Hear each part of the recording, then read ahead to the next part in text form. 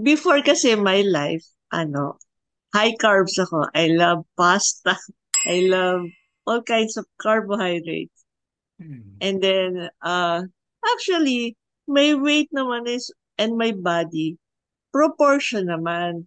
But lately, before I was diagnosed, naging 130 pounds ako. And Wow. then my waistline is 34 na before is mga 30, 31 lang gano'n. So Mm. sabi ko, oops, parang mabigat na ako.